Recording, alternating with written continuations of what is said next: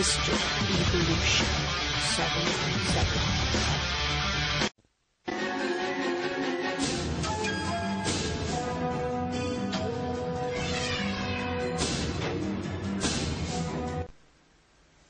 As usual, Fox News is bringing us some awesome news. Exorcisms today, transsexual, time travelers tomorrow. Whatever it is, 1928. So we checked. Was it a transistor radio? Nope, not invented for 20 years. Was it a walkie-talkie? Nope, not invented for 10 years. This woman was talking into some device, and nobody knows what it was. Was she traveling in time? Our continuing Beyond Belief series takes a look at mysterious religious practices around the world. Tonight, we take a look at exorcism. The power of Christ compels you. Exorcist, one who expels evil spirits by conjuration or exorcism. By the judge of the living and the dead, to depart from the servant of God. Horrific images of girls screaming in agony, their bodies twisting and contorting in unhuman ways. In truth, such theatrics are quite rare, but the actual rituals are not. Father Gary Thomas is a Catholic priest in California. He is one of the few priests trained to be an exorcist. In 2005, he was selected by his bishop to attend a Vatican-sponsored course on exorcisms. In Rome, they now teach classes on exorcisms.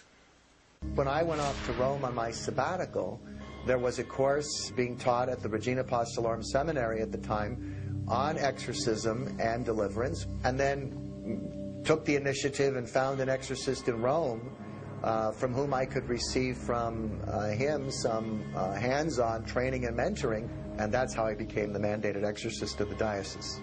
In this class, Father Gary befriended Matt Baglio, a freelance journalist who was taking the class for research purposes. When I met Father Gary, I was very surprised by his openness, his humility. He was very honest to me that he didn't know anything about exorcism, and I found that to be fascinating. You know, why don't priests know this stuff? Why aren't they taught this Catholic stuff? priest, journalist, who's next? McDonald's employees and Wall Street tycoons? Priest said he got hands-on training. Why'd they have a multitude of people, possessed and crazy, sitting in a room waiting to get exorcised? Baglio combines his research and Father Gary's training in his new book, The Rite, The Making of a Modern Exorcist. I was able to follow him through his training, and we were just able to share our experiences and really go on this journey together. A journey that dates back to the days of Jesus. There's also plenty of places found in the Gospels where Jesus clearly performed exorcisms and didn't simply heal people of organic maladies. Father Gary has performed over 40 exorcisms, and he knows firsthand what an encounter with a demon is like. Okay, demons are supposed to be super smart and intelligent, right? So why, when they're getting exorcised, do they sound like the monsters on Scooby-Doo? Ew, Shaggy. Yeah. Most people have to invite a demon in to themselves. I use the word metaphorically, a doorway. You have to open a door to allow a demon the possibility to enter. When you pray deliverance prayers or you pray the rite of exorcism, they can agitate the demon. And demons don't want to be agitated. They want to be secretive. They want to be silent. They don't want to give up their name. They don't want to have anything to do with anything of the sacred and the holy. Wouldn't a demon just... One of the things that surprised me the most when I started to see exorcisms was the relative normalcy of the people involved.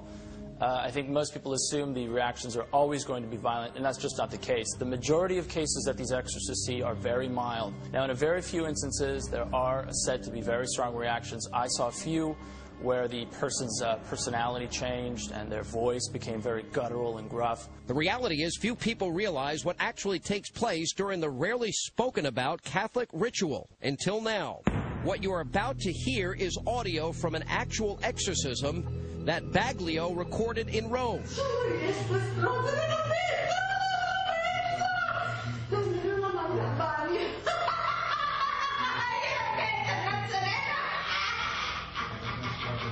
During the ritual, when the exorcist prays over the person and the person loses consciousness, and that's when you see these dramatic reactions, the eyes rolling up or rolling down, the whites showing, and the gruff, guttural voice.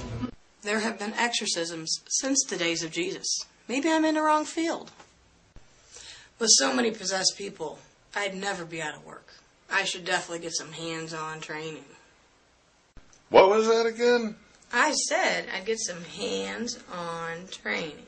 Goodness gracious, what would the baby Jesus say? Get it on.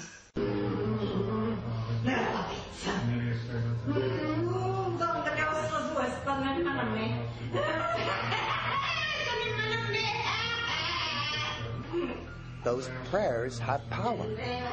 And people aren't acting these things out because, in a sense, they lose control when the demon begins to be agitated. They have no control over that. Sometimes they're not even aware it's happening.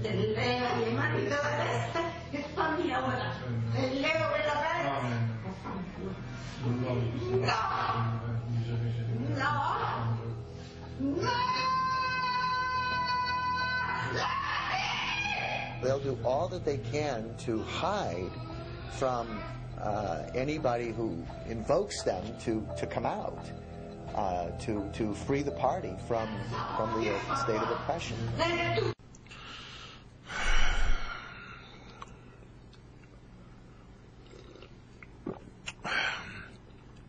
I don't know about you folks, but demons give me a fucking headache out of this world.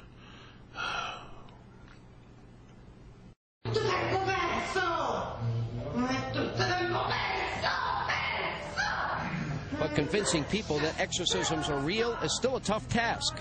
Once I started reading up on the theology, and then later once I participated in exorcisms, I really got to see it in a new light. Exorcists don't have magic powers. They aren't charismatic individuals who have this ability to cast out demons at the snap of a finger. Really, the power... If you're one of these fucking asshats out there, one of these stupid-ass, believe-anything type of retards who is convinced that demon possession is real and exorcisms, if people ripping their hair out and screaming on top of their lungs acting like complete and utter fucking mental cases, my suggestion would be to go to a mental institute. There's plenty of that up there.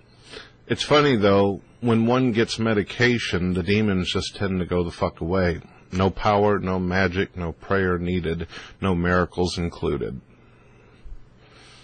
Honey, what do you got for us? I just love Emily Rose. She's so sexy in the television show Dexter. I'm also a fan of Ted Nugent, and especially in Cat Scratch Fever. Oh, that's not Ted Nugent, that's Jesus. Feel free to post videos to us, whether they're on topic or not. Share your content by attaching it as a video response. Brett and I will be happy to watch, rate, and share your videos. Please don't forget to rate, sub, and favorite our videos as well. This is a community, so let's help each other. Mr. Evolution 777 can be found on MySpace and Facebook. If you enjoyed Brett's church phone calls, lots can be found at Blip TV. All links can be found in the video descriptions for your convenience. Have a great day.